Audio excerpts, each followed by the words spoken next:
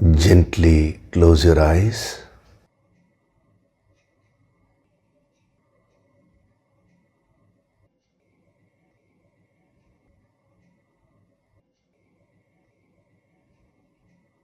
Do deep breathing.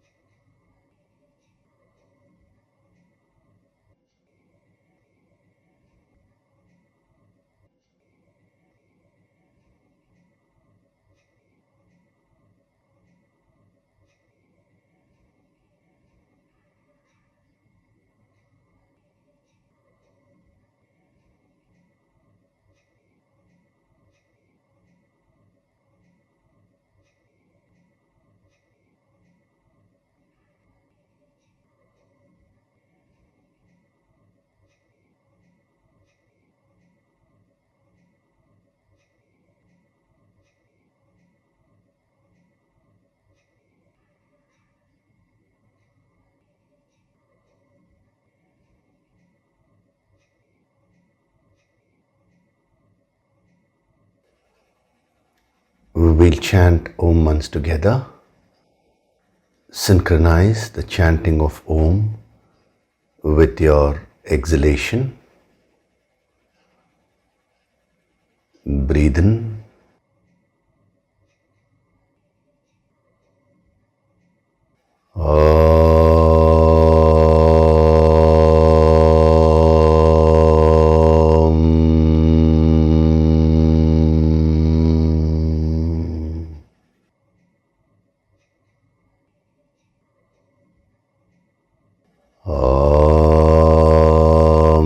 Sahana vavatu, sahanau bhunaktu, sahaviryam karavavahai, tejasvinavaditamastu ma vidvishavahai.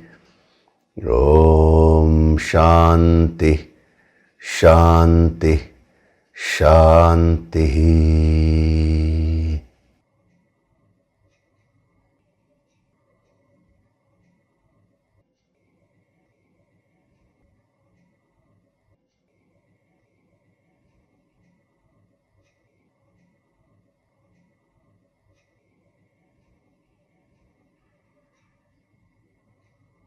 Gently open your eyes.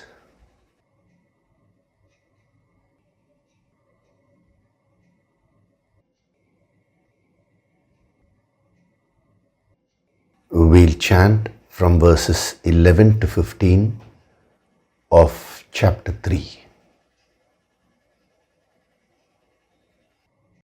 Devan bhavayatanena, Devan bhavayatanena, te deva bhavayantu vaha, te deva bhavayantu vaha, parasparam bhavayantaha, parasparam bhavayantaha, Shreya paramavapsyatha, Shreya paramavapsyatha, Ishtan bhogan hi vo devaha, Ishtan bhogan hi vo devaha, Dasyante yajna bhavitaha, Dasyante yajna bhavitaha, Taidattana pradayaibhyaha, Taidattana pradayaibhyaha, Yo bhungte stena eva saha, Yo bhungte stena eva saha, Yajna shishtashinah santaha, Yajna shishtashinah santaha, Muchyante sarva kilbishaihi, Muchyante sarva kilbishaihi, Bhunjate te tvagam papaha, Bhunjate te tvagam papaha, Ye pachantyatmakaranat. ये पचन्त्यात्मकारणात् Annad bhavanti bhutani. अन्नाद्भवन्ति भूतानि Parjanyadanna sambhavah. पर्जन्यादन्नसम्भवः Yajnat bhavati parjanyah.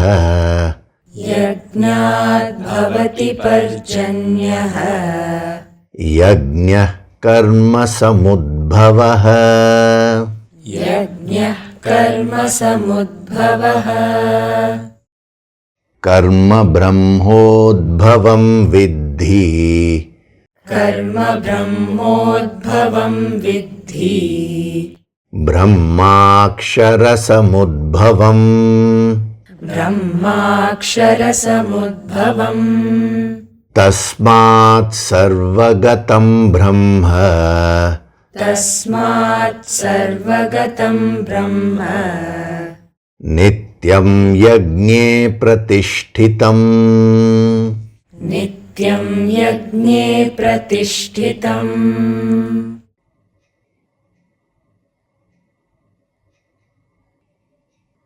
Hari Om, and a very good day to all of you.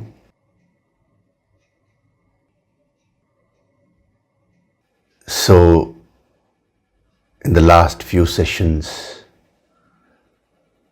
we have been seeing the various dimensions, the various facets of stenaha, which is a very highly tamasic quality, that which needs to be avoided.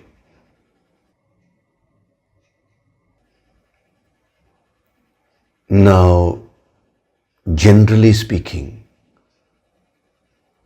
in spirituality, the masters don't give mechanical do's and don'ts. See, when we talk of pravritti and nivritti, that which has to be done, that which has to be avoided, you need to differentiate between mechanical do's and don'ts and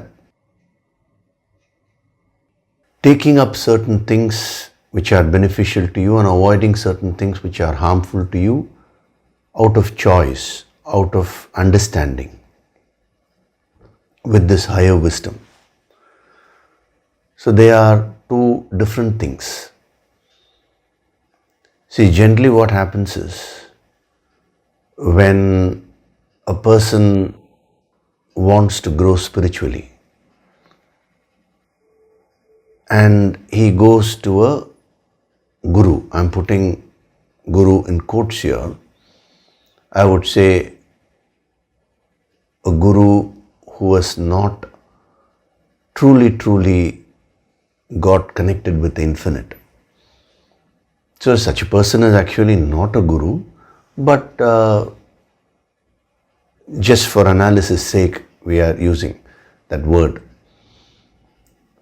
So when a person goes and takes guidance, usually what happens is that person is given a lot of do's and don'ts in terms of activities. Do this activity, don't do this activity. Don't. The don'ts are more actually. Now, no explanations are given. This is right, this is wrong. Just follow it. And they are expected, the students are expected to follow all this with blind faith. I told you, no, blind faith is not a good thing. True masters never encourage blind faith. But there are so many false approaches. See, in any field, if there is someone who is genuine, you will always find someone who is a fake. Or sometimes a person may not be a fake, he may be genuine, but he may not have sufficient knowledge or understanding. That is also possible. See, fake means when your intention itself is something else, is impure. You actually have an impure motive, but you portray as if you're having a pure motive. That is what we mean by a fake. But sometimes a person's intention may be good only. Genuinely he may want to help. But he may not be well equipped with this wisdom. He may not have sufficient knowledge and wisdom. He may not be actually connected to the infinite. So he can teach only according to what his understanding is. That may be very limited.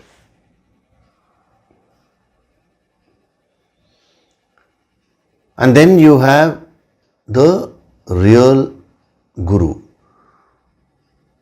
one who truly shows light, one who is firmly established in that infinite principle, one whose consciousness is expanded and merged with that God consciousness, one whose very presence makes you so calm, makes you so composed, brings out all the impurities from within, and all of them get released, whose presence makes you very meditative, who teaches you what true sadhana is, who does not make false promises. Just come and fall at my feet, now I will do everything for you. Such things are never ever done by true masters. They always encourage the students to put the effort. Of course, they give a lot of help. 90% of the things are are done without saying. Because they are not looking for any recognition and all that. So what is the point in going and blowing your own trumpet? I am doing this, I am helping you, I am helping you. Then that help itself means nothing. So this is a wrong approach. Just to give mechanical rules and regulations. Follow that. Why do we say that is wrong with respect to spiritual growth? Why do we say it is wrong? Because when you follow a system mechanically,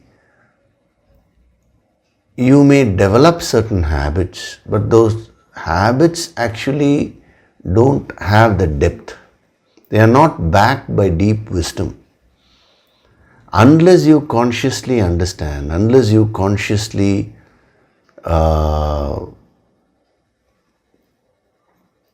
understand the knowledge part and you follow it, your personality growth will not be there.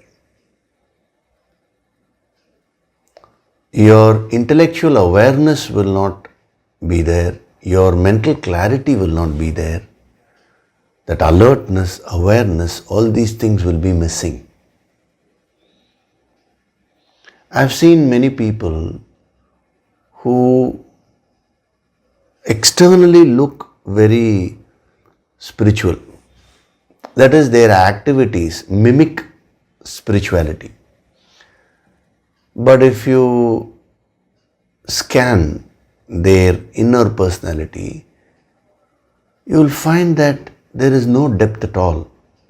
So they are like machines following a particular system, conforming themselves to certain rules and regulations. See, if you give a set of rules to a machine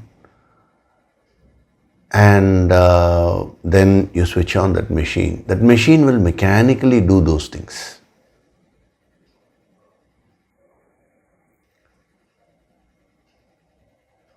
Just for argument's sake, let us say you feed the computer with all the Yoga Sankirtan material and you write a program that every day you should listen to it in this sequence, whatever sequence has been given to you. Monday, play the Mahaganapati Dhyana. Tuesday, play Om Saravana Bhava Dhyana. Wednesday, play the Nirvana Shatkam. Thursday, play the Sri Hari Dhyana. Friday, Mahashiva Dhyana. Saturday, Sri Hanuman Dhyana. That sequence has been given. You have given it. And you have programmed it in such a way that every day, morning 4 o'clock, it will play. Now let us say this goes on for 6 months. After 6 months, when you look at the same machine, would you say that because of this sadhana, now the machine has evolved? Can you say that the machine has gone to the next level spiritually? Externally, it has done the sadhana. It has done the sadhana so regularly, every day on dot 4 a.m. It has done Yoga Sankirtan sadhana. And 6 months continuously. Without any distractions. But at the end of 6 months, there is really no growth. Why? Because it's been done mechanically. It's because you have programmed it to do. That is why the machine is doing. That's why you need to understand even this terminology, artificial intelligence, properly. They have used the word intelligence. Fortunately, they have kept the word artificial before that. Actually, artificial intelligence means no intelligence. That's why I said human beings have natural intelligence. So instead of saying no intelligence, they are saying artificial intelligence. See, supposing you have a real rose, a flower rose, and an artificial rose. Now, is the artificial rose actually a flower? No. It's just a plastic flower, mimicking a rose, but it's not actually a rose. You have real gold. Real gold is there. And then you have artificial gold. Artificial gold looks like gold, but it is actually not gold. So similarly, you have real intelligence, natural intelligence, and then you have AI, artificial intelligence. So don't get confused with this word intelligence. The most important part there is artificial intelligence. So it mimics a human being. In the future, the AI is going to grow. That field is going to grow to tremendous proportions. That's what the scientists are saying, which is very good because the technology advancement is going to help human beings. But you should know that it is still artificial intelligence. It can't replace a human being. Why? Because there is no life. A human being has life.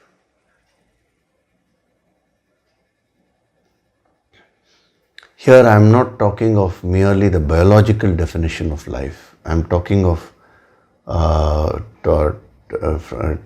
life from a poetic way, from a spiritual way. So mechanically doing something will not really expand your consciousness, will not give you that spiritual growth. Here we are talking about sadhana.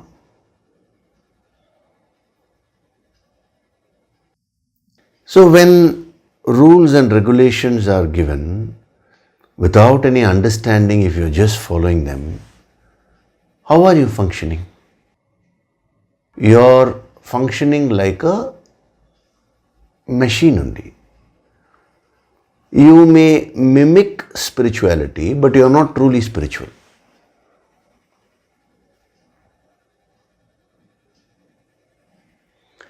Whereas, what are we doing in the yogic approach? We are going deep into this wisdom and gaining the clarity about what is beneficial for us, what is harmful for us. Once you start getting that clarity, thereafter, we are asked to choose. See, these masters are asking you to choose consciously. See, the choice is very important. For a machine, the choice is mechanical, based on whatever program you have written. Whereas for a human being, the choice is real. It is done based on a deeper understanding, with the bhavana, with an emotion. So with this clarity, when you choose whatever is beneficial for you, and when you avoid whatever is harmful to you, the set of do's and don'ts which you follow are not formulated by somebody else. You yourself decide on those things. A guru will give you that guidance, he'll give you that clarity, he'll even help you to formulate. But you will have to build a proper structure in your life. And when you yourself take it up willingly, knowingly, I'm using these words very carefully because each of these words, it has a particular impact. Willingly means with that full bhavana, not being forced. Knowingly means with full awareness and clarity. So willingly and knowingly, when you take up a system and when you follow it, that gives you tremendous spiritual growth. So, for example, we have been seeing this principle, the word stenaha, what all it denotes, and we are also seeing the opposite of that, so that we can absorb what has to be done. We can also learn what needs to be avoided, and then we can also get to know what we need to do. Now, this is something which gives you that clarity, that knowledge. Now, when you start exposing yourself to this, automatically your bhavana increases. Your desire, your ichcha for choosing the positive starts increasing. So with that bhavana, with this clarity and knowledge, knowingly and willingly, when you avoid all this and when you take up that which is beneficial for you, you will grow spiritually very fast. So the success in your sadhana depends on two factors. One is knowingness, other is willingness. Why are we spending so much of time in this tenaha? Otherwise, it's so simple. No? So it's very easy to give a list of do's and don'ts. It doesn't require any depth for the speaker also. It doesn't require any depth for the listener also. Just do this, do that, do this, do that, do this, do that. That's it, over, go. The student also will remain where he or she is. The guru also will remain at the same level, so-called guru. That is a shortcut. Actually, a teacher, a true master will not give such things. If a person claims that he is a guru and he is just merely expecting you to mechanically follow a system, then the guru himself is tamasic, because that is looking for shortcuts. It's very easy taking the easy way out. A person is asking for guidance, just simply give him rules and regulations. That's it, over. So the real personality growth gets stifled. Whereas to provide with this wisdom, to give clarity, to make the person slowly understand what is right, what is wrong, what is beneficial, what is harmful, and then help the person to choose and live a life according to one's conscience and conviction. Now that process takes a long time. That is the sattvic approach. So a true master will adopt that approach only, even when it comes to teaching.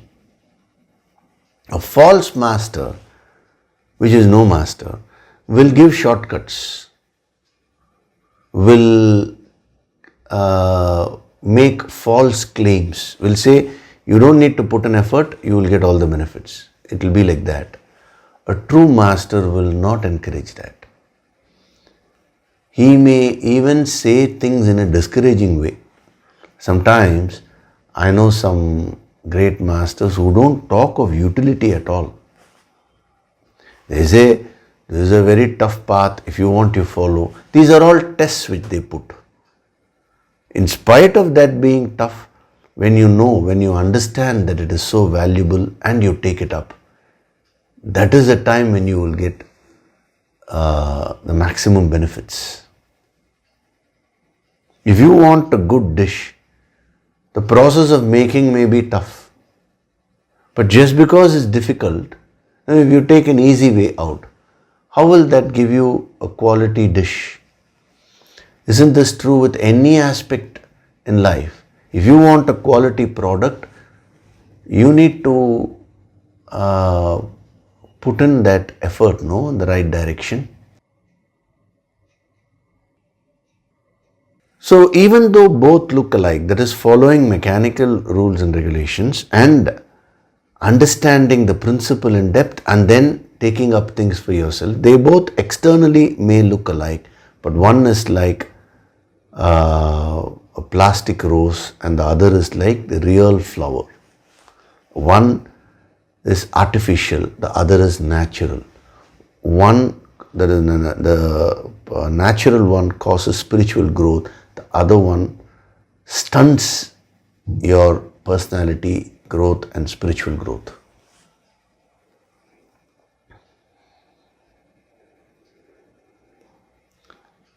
So from this moment onwards, whatever is being given to you, now incorporate these two aspects. Do it knowingly and willingly. Do it with an understanding. If you're taking up the Yoga Sankirtan Sadhana and you're practicing that, all of you are doing that, do it knowingly.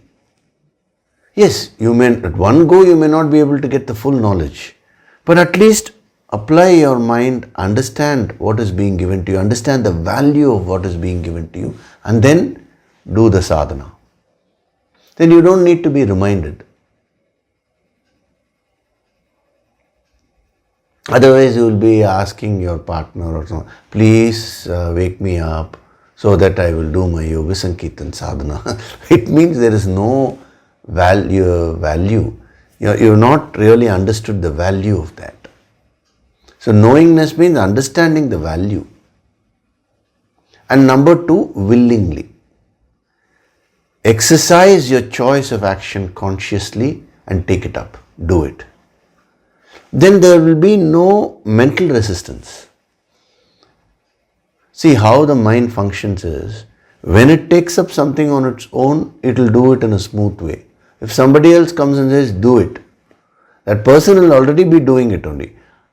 If another person comes and says do it, then only the person will start rebelling. Why should I do it? If you tell, why should I do it? All these factors will start coming. And that is why Krishna is not telling Arjuna directly to do anything. Should I act or should I gain knowledge? Tad ekam vada, tell me one thing, Krishna. That is a question which Arjuna is asking, no? But Krishna gives a kind of a roundabout answer. Why? It will take just a split second to tell him what to do. But if Krishna tells Arjuna what to do, he will start following it mechanically. He will start following it without knowingness, without willingness. After a while, when he faces some challenge, he will again stop doing whatever he is doing. And more than that, if Krishna tries to keep telling him further, Arjuna will only become irritated. It is not about Krishna and Arjuna. This is how the human mind is. So, in the Bhagavad Gita, we can see that Krishna applies the perfect psychology. And the psychology of the mind is, it doesn't want to be told directly to do things. So Krishna gives that clarity. He gives that wisdom, the knowledge, so that the knowingness of Arjuna increases. And then he gives him healing and helps him to choose. Choose willingly. That's why towards the end he says, Yatha ichchasi tata kuru. Whatever you like, whatever you want to do, according to your willingness you act. I have given you that clarity. See, actually, the Bhagavad Gita is a practical demonstration of how to deal with people also. Lot of psychology has been employed. Actually, we can write a book, The Psychology of the Bhagavad Gita. It will be very interesting. I am not talking of the individual messages of the verse, but the approach which Krishna takes, If we are to take stock of all that using the yogic approach, you will get the subtle principles of human psychology, how to deal with people. The art of dealing with people has been used so effectively. So from now on, now all of you are sadhaks, so you're doing your sadhana. Add these two elements. Okay, I'm doing the Yoga Sankirtan sadhana. Even watching this every Sunday. Why are you watching this? I don't know. My friend told me to watch, therefore I'm watching. If that is the reason, then do you really think you can benefit from these sessions? There should be an understanding. Oh, the ancient wisdom is being expounded, the yogic approach is being given, a lot of healing is being given. So let me expose myself to this, the best opportunity. Let me gain this higher wisdom and facilitate my personality development right up to the infinite state of Sthita Prajna. I'm only giving you various pointers, but some understanding. If nothing else, if I watch these Sunday sessions, I'm getting some certain practical inputs, my stress level will reduce. Some understanding, some knowledge should be there. And then you should watch this willingly, not like a drudgery. When you repeat something, after a while, it can become mechanical. So you need to be careful. So you're taking it up willingly. Similarly, every day, Yoga Sankirtan sadhana. Why are you doing it? What is the value of Yoga Sankirtan?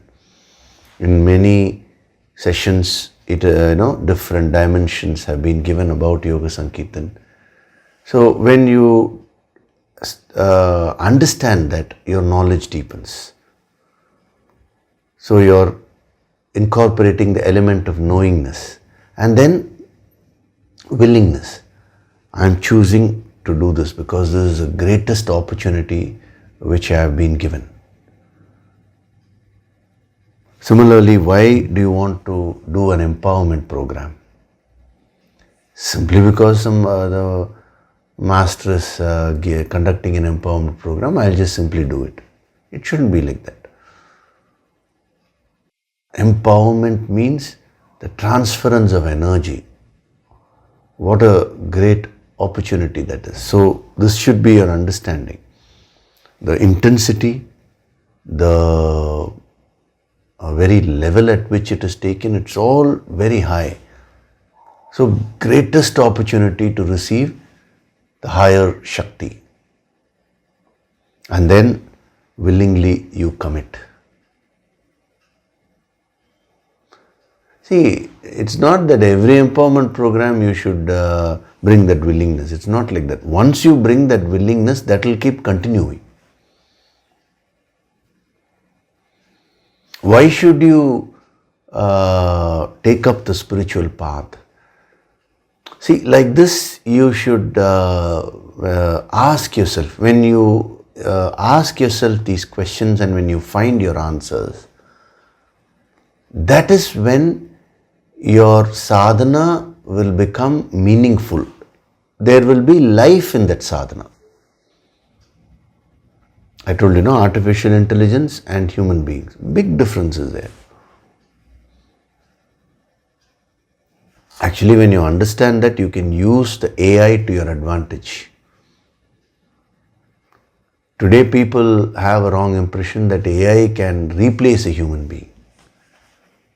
It can only mimic.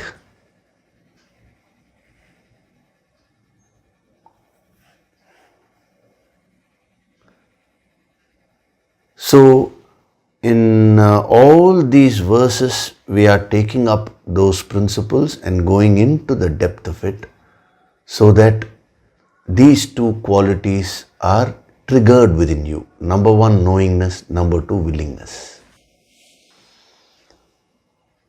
A sadhak who incorporates these two elements and then does a sadhana, now he or she will start doing the sadhana in a very powerful way. The power in your sadhana can be increased only this way, by increasing the knowingness element and the willingness element. So when you increase the knowingness element, you gain more clarity. When you increase the willingness element, there is no resistance at all. There is a beautiful flow. And when such a sadhak ripens, when such a sadhak comes to an advanced level, then the master will start giving higher empowerments. Why? Even the highest empowerment, when the student is ready, the free flow of energy is there, then actually the master has no choice. He automatically responds to that situation and gives the highest empowerment to the student. That empowerment of enlightenment.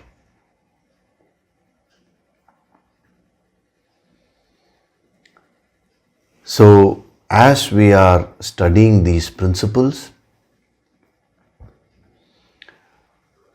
don't mechanically go through them. Don't mechanically keep moving from one point to another point. See the relevance of these principles in your life. Then only they will become meaningful.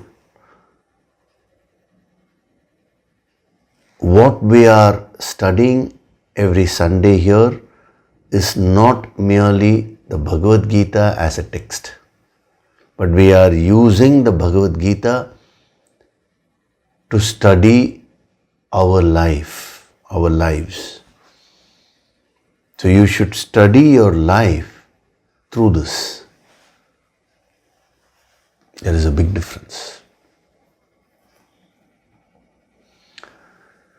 So we have been seeing stenaha, how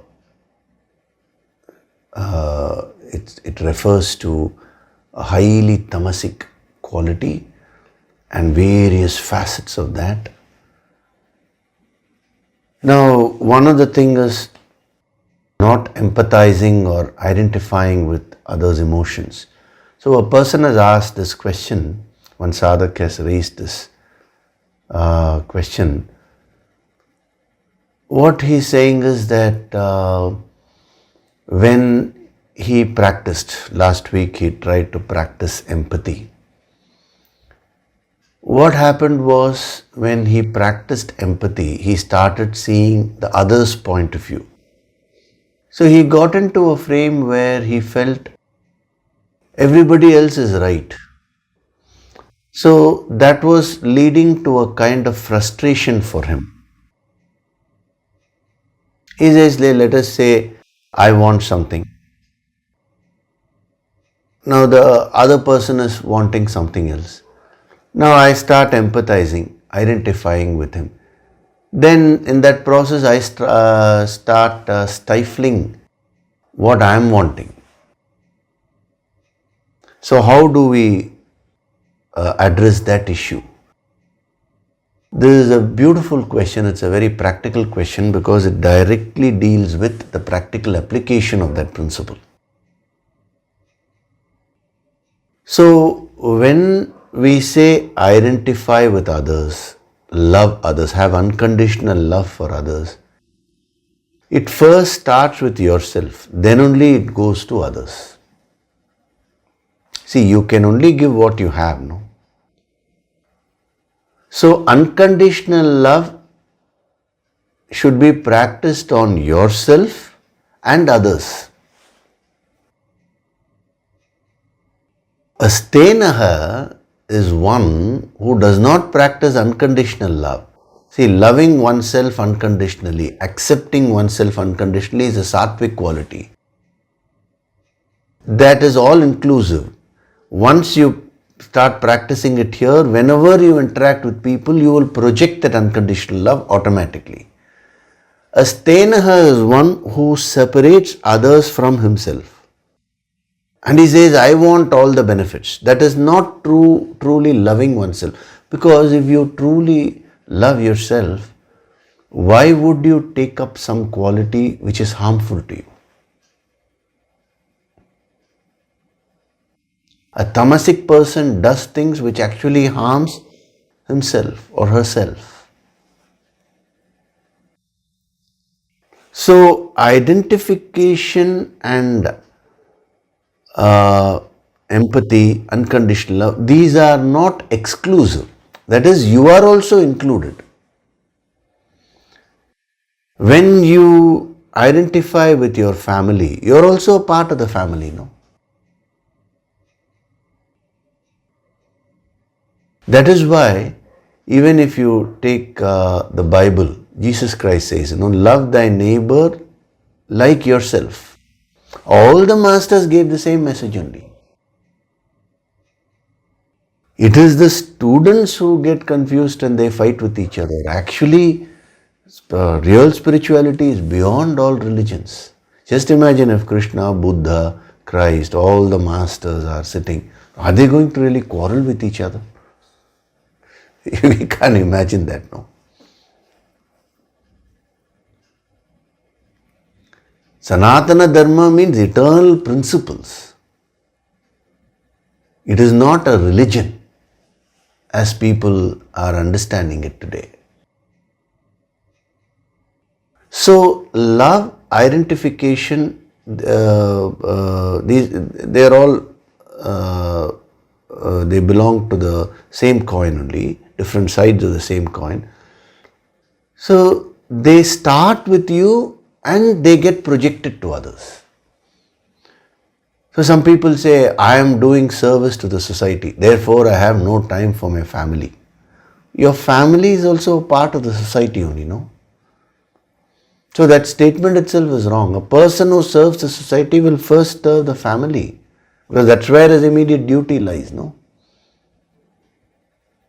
oh, I am serving humanity, therefore I don't have time to take care of myself. No. See, again, don't bring in the principle of some very great yogis who may have neglected their personal welfare. That is for a different reason. Because time is very limited. Sometimes you find that the time factor is there.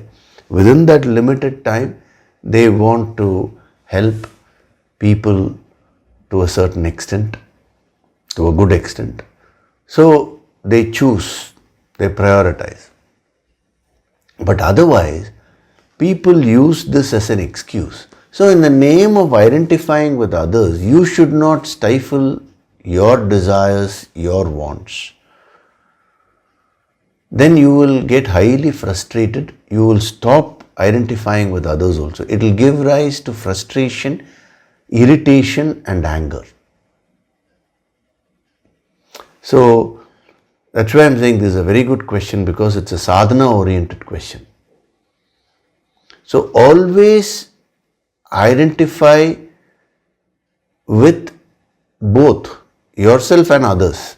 See, when we say identify with others, I told once in one of the previous sessions, from a spiritual standpoint, you are not this physical body at all. You are that supreme self. So if you look at it from that standpoint, this physical body, this person is also outside only, other. It belongs to other. So love others means love yourself. What you're calling as yourself is also, it comes under the category of others only from a spiritual standpoint. So you are included automatically. So we say no empathy, no identification others because a tamasic person is like that. His focus is only on himself. That word only is the key. And he disregards others' emotions. So in life, you should be very practical. That's why we are talking of parasparam, no? Give and take.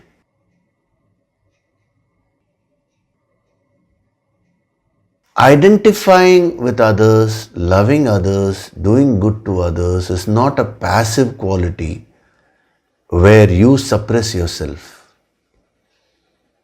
The moment this is said, now you start focusing on yourself, and it shouldn't lead to tamas where you disregard others.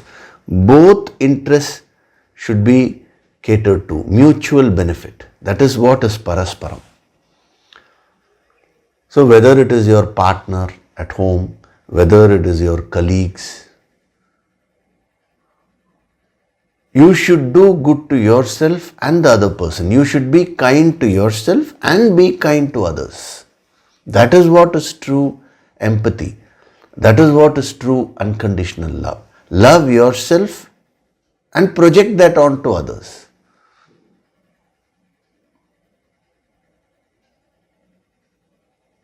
Practically, you know, catering to the other person's every woman fancy is not unconditional love. Sometimes you may have to say no to certain things because that may be harmful. Supposing the other person wants to take drugs. No, I have a lot of unconditional love. I have identified with his desire. So I'm supplying drugs. Supposing you say that, you will be arrested. There is no meaning in that. So, love is not a weak emotion. It gives you strength. When that love which is generated from within is projected outside, that is what we are referring to here. But love yourself first, unconditionally. That will help you to fulfill all your goals and project that onto others. That will help you to do good to others and contribute to society. Here, he is a person, one who enjoys what is given by them without offering anything in return, without contributing, basically. This is very clear. This is so important for all the sadhaks. In the name of empathizing and in the name of loving others, now don't become doormats where they are rude to you and you're saying, oh, I've identified with their anger. Yes, he is angry and he has all the right to keep being rude to me. If you say all that, then you're becoming weak. You should know where to speak up for yourself. You should keep your self-esteem, self-respect intact. It is on equal terms that we deal with people in spirituality. See, a yogi is one who respects others, who respects himself and who respects others, who loves himself and loves others. Love which is unconditional. Wherever it's projected, it will give wonderful benefits. So in the name of social service and all that, don't neglect your personal duties, don't neglect your family duties. In the name of identifying with others, don't suppress yourself. You cannot continue that way. It will end up in a lot of quarrel only. How long can you continue like that? The negative energy will get built up, and that pent up energy will suddenly explode one day. You should never take it to that level, that extent.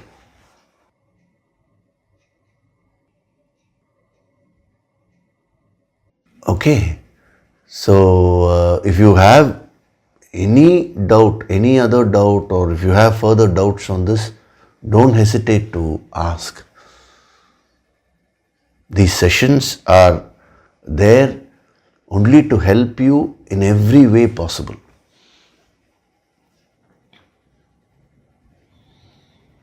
So, in the last session, more insights were given to you about karmic debts.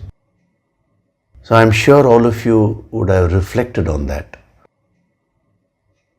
The outcome of reflecting on karma is that you will begin to understand your life in a very deep way. See, many times you get these questions, no? Why is this thing happening to me? Even when you look outside, two children are born in the same family. One child gets one thing, another child gets something else.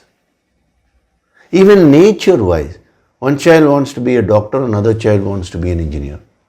Why?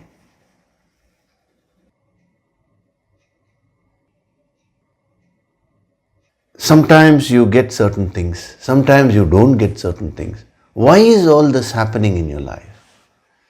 It does bother you, especially when something negative happens. That is a time when you ask this question. But generally you don't pursue it, because some other experience comes and then you forget this question and you just get involved there, But as a sadhak, you should pause and ask, why are things happening in my life in the way they are happening? Just because I don't understand something doesn't mean there is no law, there is no system. Some people say, karma is only a belief. Okay, then what belief do you have? I don't believe in karma. Okay, what is it that you believe in? I just believe that everything happens without any reason. And there is a belief, no? On what basis are you believing that? I don't believe in God. Okay, then what do you believe? I believe in nature. You just replace the word God with nature. That's all. It is some force which is higher than you only, So some people say karma is a mere belief. What do you mean mere belief? Belief is such a powerful force. That's why I said, these are not blind beliefs. When you understand the karma, the law of karma in its depth, you will see that it is nothing but a statement of accounts, that's all, from a spiritual standpoint. So did you all do that homework which I gave you last time to examine the various areas of your life? Where am I having karmic debts? Where am I having karmic surplus? Why did I ask you to do that? It's not that if you just, you've heard this once, immediately you go and see your life, you will get all the clarity. At one go, you may not get the clarity. But I wanted you to start that practice so that next time when you don't get a desired result, instead of blaming circumstances, you will come back to this principle. Oh, where have I created the karmic blocks? What is exactly happening within me at the deeper level? All this analysis you will start making. And when you bring that intention and when you start doing your sadhana, even when you come for the empowerment programs, all those karmic blocks will start getting dissolved. When you do your sadhana personally, the karmic blocks will get dissolved at a slower pace, the pace at which you can handle. When you come to an empowerment session, personally, let's say you're doing sadhana for 1 full year. In one empowerment session, so much of energy is given where you get those benefits. That is the power of an empowerment session. So for you to benefit, you have to bring that intention. And the intention comes only if you start asking questions and if you start putting in that effort to find answers. So whenever you are selfish, you are creating a karmic debt. Whenever you are unselfish, you are creating a karmic surplus.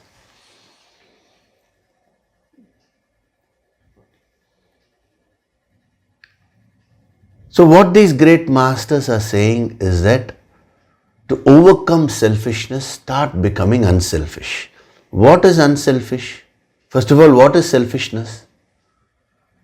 Most people have the wrong understanding that selfishness means working for oneself or wanting something for oneself. No. When you want for yourself at the cost of another person. See, that's why a tamasic person wants only to take. That only word is important. That is what is selfishness. Taking is not selfishness. But when you want to only take, that becomes selfishness. So then what is unselfishness? Wanting to take and give. Wanting to give more. That is unselfishness. Give a little more than what you're taking. Then you're creating a karmic surplus. It's actually a very deep principle which I am simplifying it for you and giving it in a very simple way. Just do a little more than what you're expected. When we come to the Sattvic approach, we'll see that more. Because Sattvic approach has two aspects. One is unselfishness to start with, and then selflessness is also there. That is a very powerful principle. You can't straight away practice it fully. So create a lot of karmic surplus in your life, whether it's relationships, whether it is money, finance, whether it is your work, career, whatever be the area. Create more and more karmic surplus. Then your life will start becoming wonderful. And one word of caution. When you create a lot of karmic surplus, life will become like heaven for you. But there is always a small danger. You may get lost in that and you may lose your original purpose. So when good things start happening in your life because of the karmic surplus, don't lose sight of why you started this whole journey. That is for self-realization or God realization. All these benefits should be incidental. They should not be your main purpose. These are all means to an end. If you want to acquire wealth as a means to an end, not as an end in itself. I am giving you the clue to move into selflessness also, as this is being explained. Otherwise, you will just be involved in that cycle and, relative badness, relative goodness. You will just be stuck with these two. That is not our aim. Your aim, your purpose in life is to rise beyond everything and become one with that infinite. That is your right. That is your birthright as a human being. You should not forget that. So when you have this attitude, you will objectively enjoy every benefit which you are getting out of your sadhana. You will enjoy everything with detachment. You will rise above everything. You will enjoy everything like a master. You will never become a slave to anything, whether it is wealth or pleasure. You will use all that, but you will be a master. You will maintain your mastery.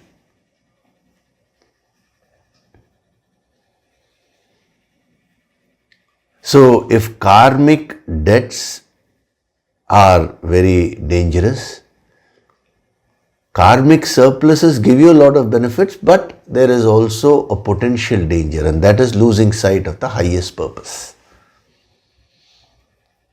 So one should be careful there. That is why that caution is being given right at the beginning.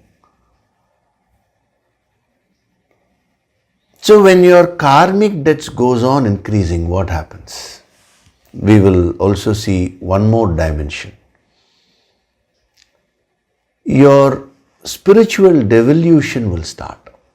A stenaha is one who devolves spiritually. What do we mean by devolving spiritually? See, you have this physical body. Within this physical body, you have your mind, you have your intellect, the thoughts. But fundamentally, all these things are being owned by your consciousness.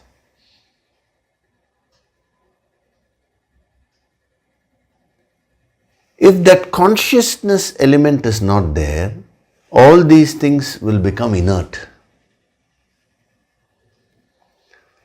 When your consciousness is finite, you become an individual.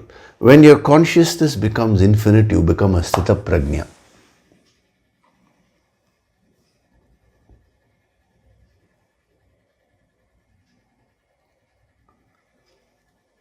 That is why Brahman, the supreme reality, is described as Sat Chit Ananda. Sat means truth, that which exists. Chit means consciousness. Ananda means happiness. Sat Chit Ananda. Infinite existence, infinite consciousness, infinite happiness. So from a consciousness point of view, if you want to understand what spirituality is, spiritual growth is, it is nothing but expansion of consciousness. The more unselfish you become, you are actually expanding your consciousness. So spiritual devolution means shrinkage of your consciousness. Your consciousness will start shrinking. The more and more karmic debts you keep getting in life, your consciousness will start shrinking. So how do you know whether your consciousness is shrinking or expanding? Whenever your consciousness is expanding, that brings a lot of light into your life. It gives you clarity, it gives you happiness, joy. It gives you the capacity and energy to be fully alive. It generates a lot of peace. Your mind will be very peaceful and calm. It generates a lot of energy to be dynamic in your activities. All these are manifestations of expansion of consciousness. When your consciousness starts shrinking, it is just the opposite. It brings more darkness into your life instead of light. It reduces the clarity, it causes confusion. You are no longer joyful or happy, you become sorrowful. You become agitated and stressed. That peace of mind goes away. You start feeling jealous. The stress factor increases a lot. And the dynamism in your action starts reducing. And when you are unable to be dynamic, your productivity also reduces. These are all the symptoms of consciousness shrinking. So I'm mentioning this because if I merely say stay in a spiritual devolution and we go to the next point, now you will really not understand what it means. And even if we say consciousness has to expand, it is shrinking, okay, now how will I know all that? That will be your question. So that's why I'm giving you the manifestations. When consciousness expands, this is how it will express. When consciousness shrinks, this is how it will express. So you yourself can find out.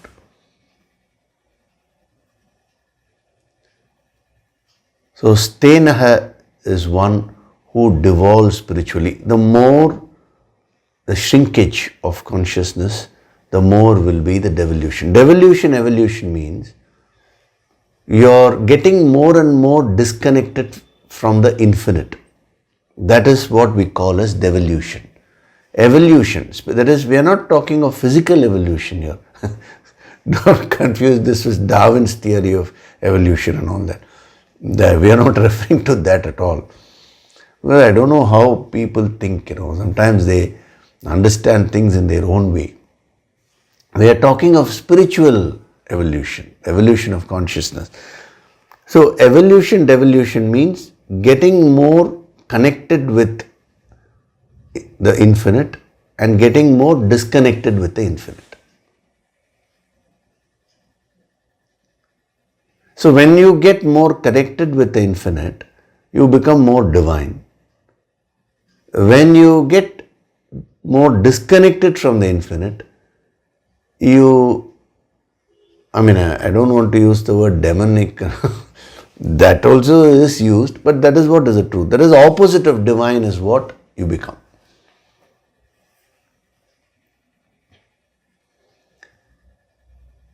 A Rajasic person is somewhere in the neutral state, Sometimes he evolves, sometimes he devolves, and so it's self-cancelling.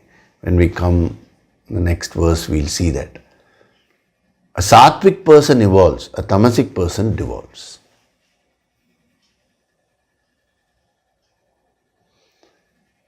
So do this homework.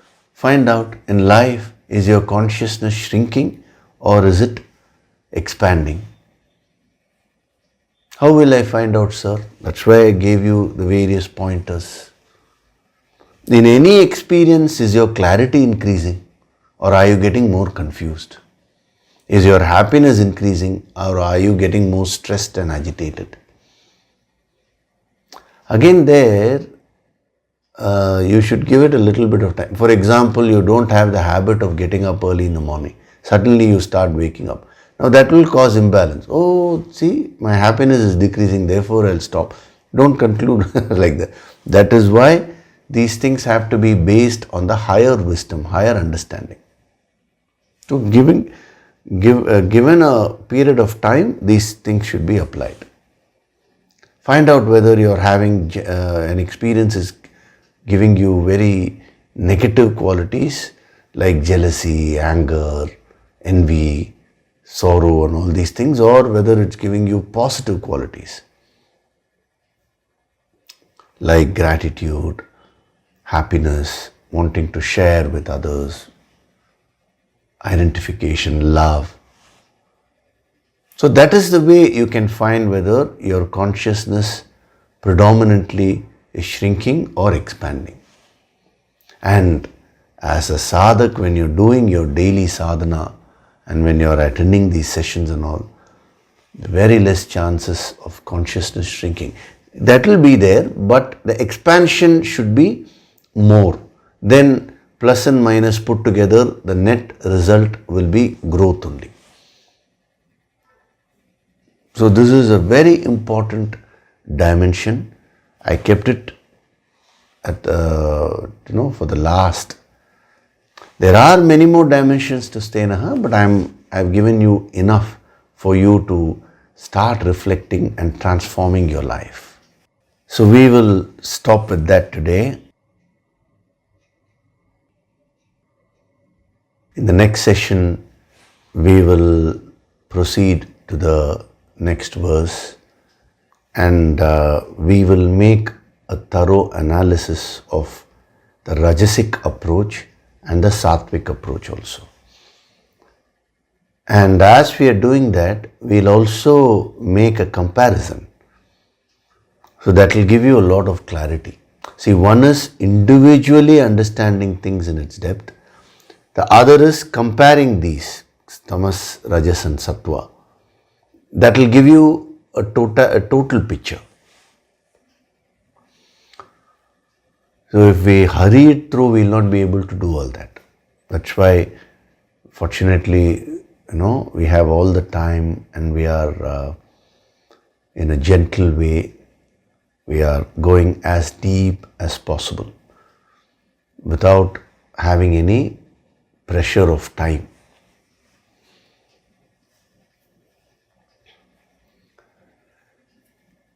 So before we do the Nididhyasana meditation, I will take up one question.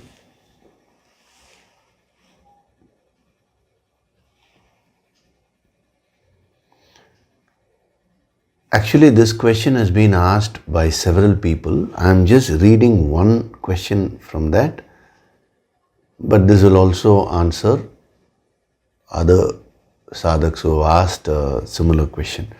Hari Om Yogishri, Namaste.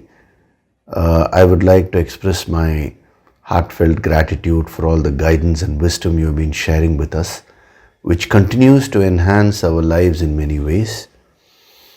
I am planning to introduce Yoga Sankirtan into our home environment, particularly for my son, who is 7 years old, with the intention of encouraging him to gradually adopt a daily meditation practice as he grows. I have a couple of questions regarding this. We often play the Sunday discourses on TV and he casually listens while playing.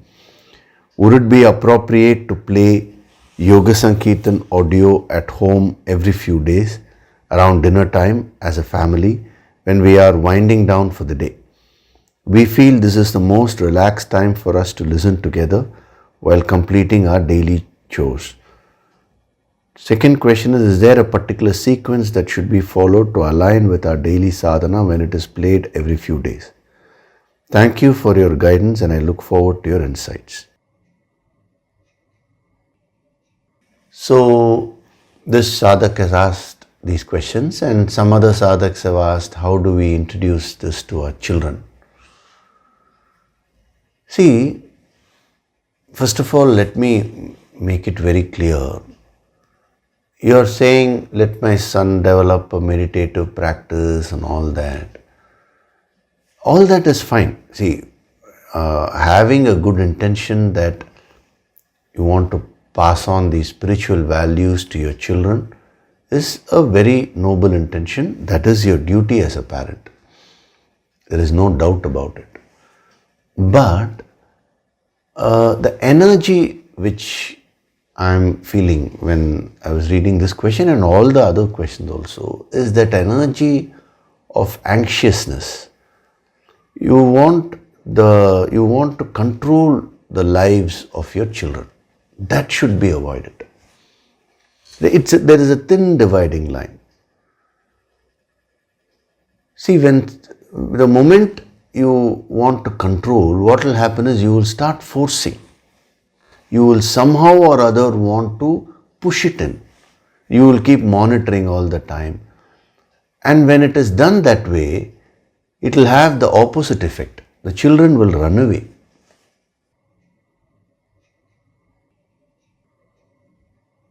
Like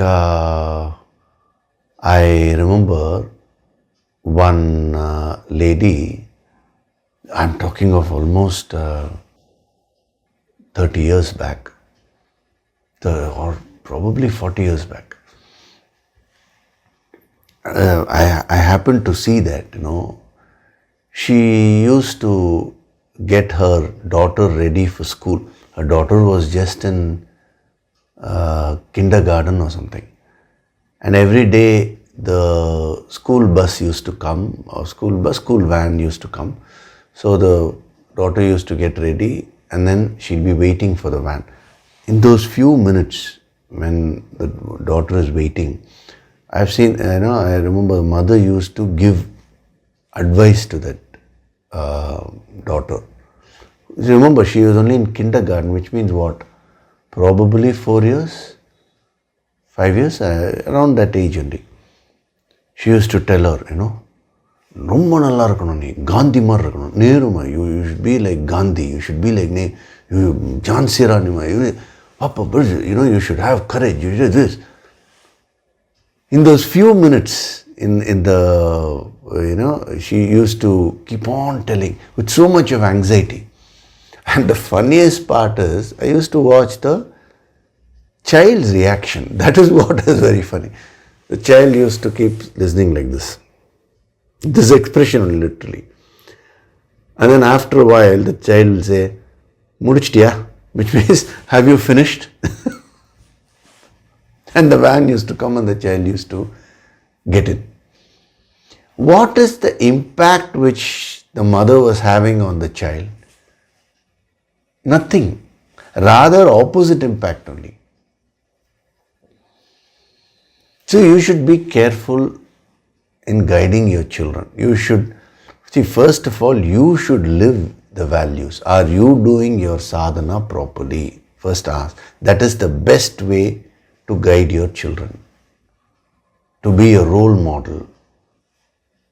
As parents, are you following these values? This is the first step. Number one. If the parents follow the higher wisdom properly, children will pick it up automatically. This is what is the experience of many sadhaks. So then what do you need to do? Sir, should I do something or not? Yes. You should expose your children to this wisdom. You should give them an opportunity, but not force it on them.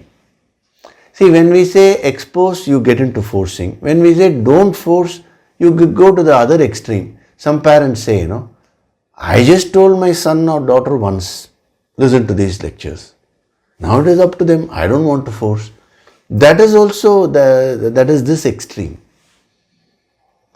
So if you're saying your son is 7 years old, that's a nice age. Actually, see, many of the sadhaks have attended empowerment programs, have attended healing programs when their children were in the wombs. One sadhak I know, she did the entire 22-day course when she was pregnant, and I could see it during the empowerment session.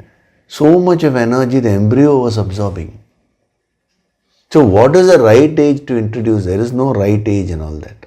It is the soul which we are talking about. So as early as possible. How? Right from, you don't need to wait till 7 years and all that. See, that itself shows you're not doing your sadhana properly. I mean, don't mistake me when I'm saying, I'm just decoding the energy pattern here. Right from beginning, when the child is, when the baby is there, if you keep doing your sadhana, the baby will get exposed.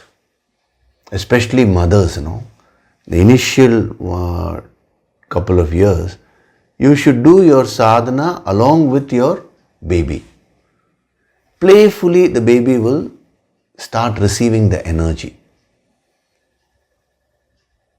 Some of the children whose parents are sadhaks, they relate to this wisdom in their own way, in a playful way. Like one child, she was just 4 years old. Now when she met me, in one of these healing sessions in the auditorium, she came to ask this question. She said, Yogishri, whenever whenever a mosquito bites me, I immediately close and pray to the Guru Shakti. I ask you for healing, Yogishri. Please give me healing. The small girl is telling me, you should see that purity, that innocence. You should not laugh and say, how stupid, for mosquito bites and all you'll ask for healing. That is your intellect. Child is so pure. And then I asked her, so do you get healing, is it? And she said, yes, you come and give me healing. The pain goes away. Just a 4-year-old girl is relating. Now what is her understanding about healing, spirituality, all that? In her own way she has understood that. And she relates to the Guru in her way. See, children relate to a master in a very pure way. That is why many a times when I meet children, I try to discourage the parents from being there, because they still behave that way, do this, do that, all that they say. But children just have love. They receive the unconditional love and they give back that love in a very pure way. And a master can relate to that. So how do you expose this to your children? When the baby is sleeping, the child is sleeping, just play it in a very gentle way. That is a simple way to introduce these vibrations. But ensure that the volume is low, so that it puts off the baby to sleep. You will be surprised. You do it for a few weeks. Then the baby itself will start asking.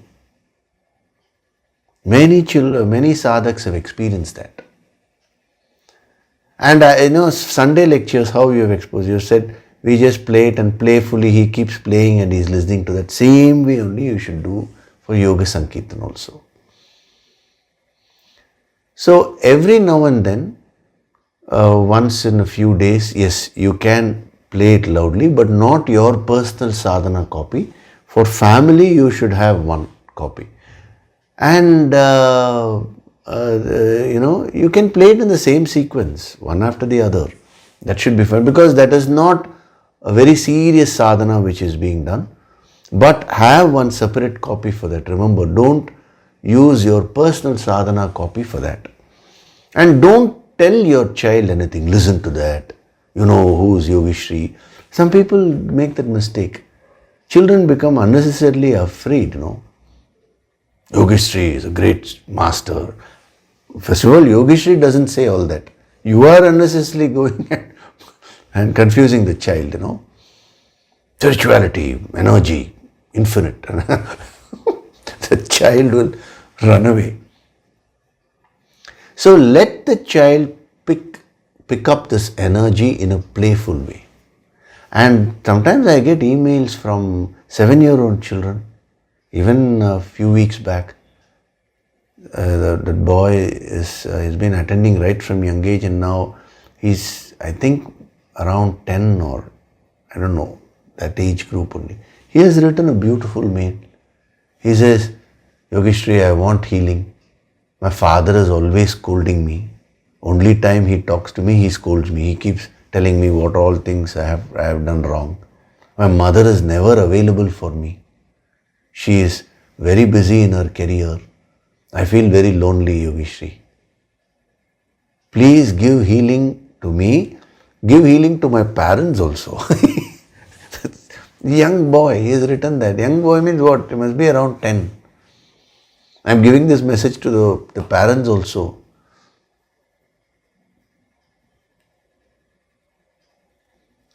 So don't be over anxious to push it to your children, do it casually. This is the right way. And don't get into too much of advising and all that. Let them relate to these lectures and let them relate to their master naturally. It will happen. And the mother plays a very big role actually in all this.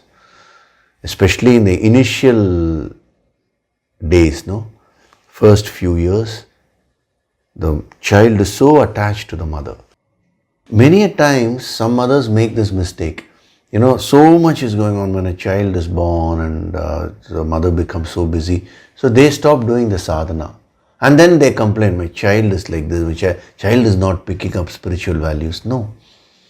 A mother, if she does her sadhana on a daily basis, that result will go to the child. Child will start absorbing that. Similarly, as a father, what should you do? First, you should do your sadhana regularly. You can pass on that thing to your child which you have, not that which you don't have. Remember that. Is it clear? I've taken some time to answer this question, but some important principles have been given. So, spirituality should be enjoyable. Only then the children will take it up. Sometimes when you take your child to a temple or to any place of worship, and you say, come on, keep like this, close your eyes. And then you observe the child, the child is doing like this. Don't shake. If you do all this, now the child will develop a kind of an aversion to all that. Okay, so think about this. If you have more doubts, ask. I'm here to clarify all your doubts so that your family becomes wonderful, your children pick up these values. That is our duty to the next generation, Come back with your questions. Come with any question, the answer will definitely be given. Okay, so now we'll do the Nididhyasana meditation. Gently close your eyes.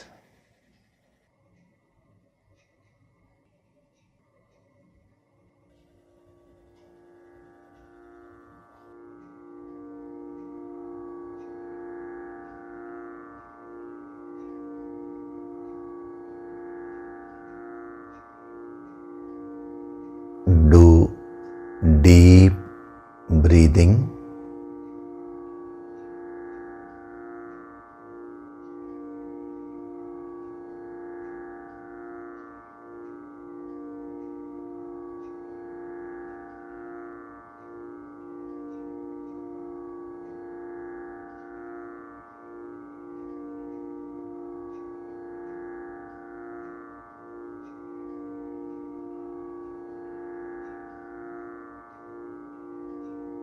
With every breath, I am becoming more and more relaxed.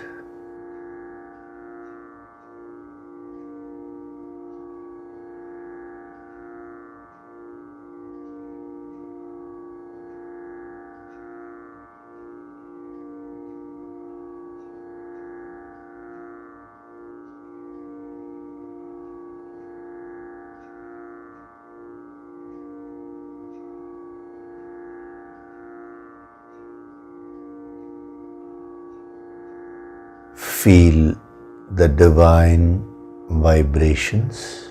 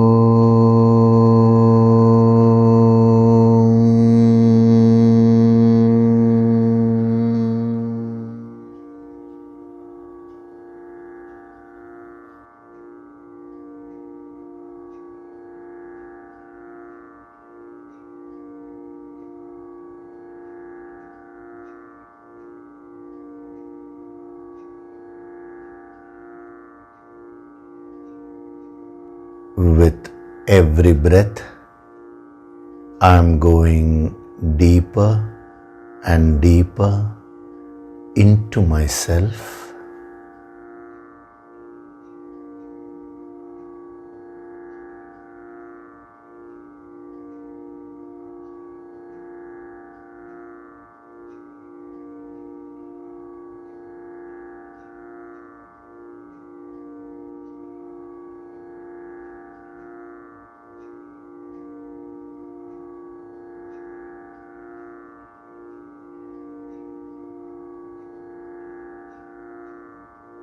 I am not this physical body. I am not the pranas. I am not these various emotions and thoughts. I am that infinite, supreme reality.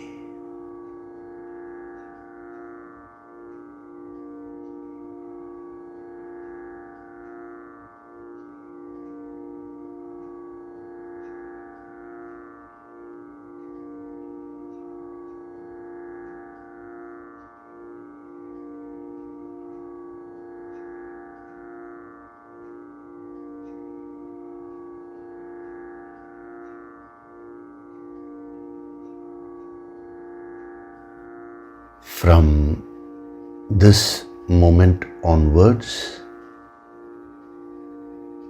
I choose to expand my consciousness and spiritually evolve till I become one with the infinite.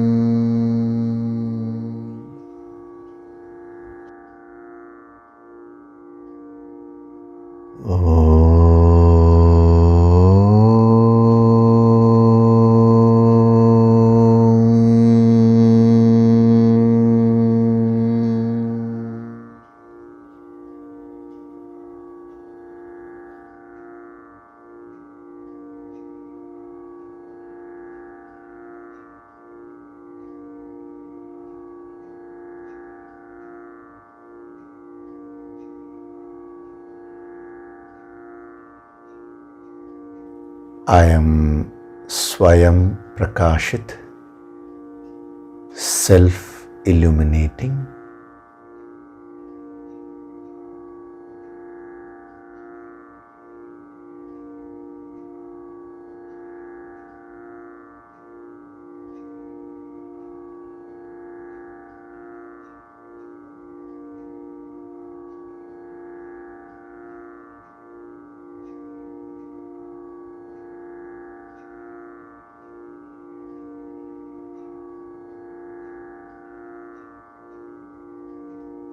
Offer your gratitude to God Supreme.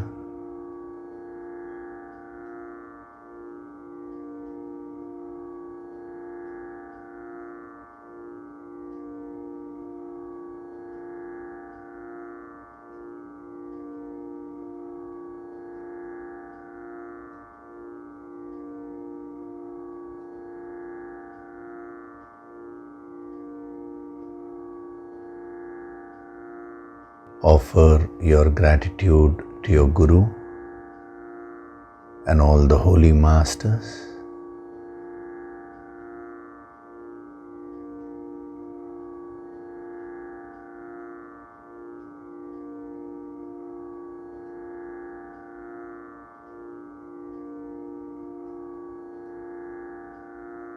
Slowly come back.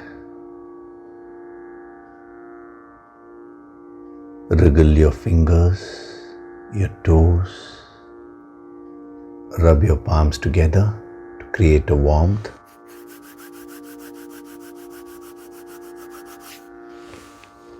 Cup your eyes with your palms.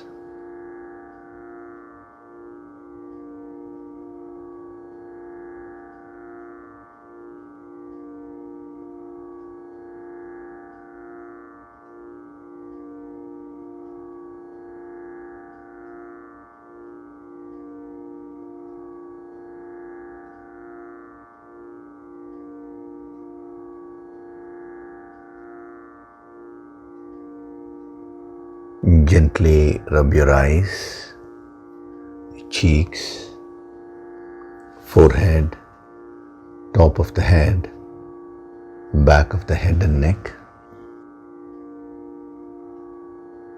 Slowly open your eyes.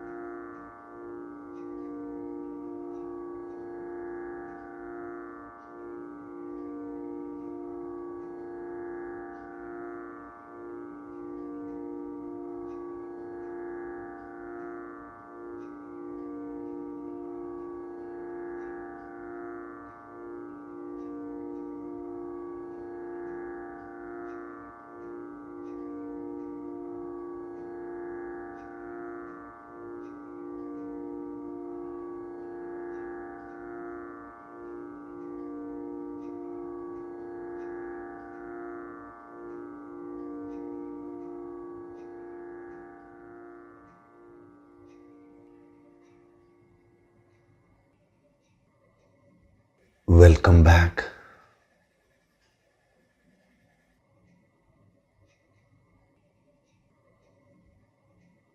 As usual, today's session was very powerful. These higher principles of life are being expounded to you from different angles. Each and every angle will help to deepen your understanding. It will help to build that clarity.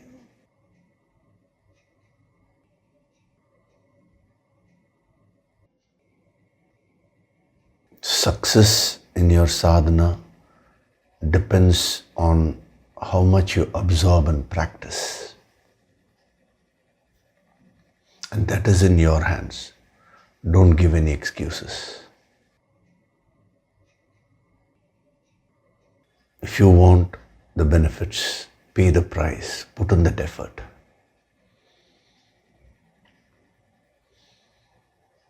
Okay? So, we are going to have the Yoga Sankirtan empowerment this month end. So be steady in your sadhana, be consistent in your daily sadhana, receive the higher energy. You will already be finding a difference because the preparatory energy is being sent to you. But that is only from the moment you register and confirm, because we yogis are not supposed to interfere with your karmas. You should choose. That is very important. You will already be finding a lot of difference. Many good things would start happening. Your meditation would have already started becoming more intense. Enjoy all that. Day by day, let the sadhana become so enjoyable for you. But maintain that steadfastness. Okay? So thank you very much. I'll see you in the next session. Hari Om.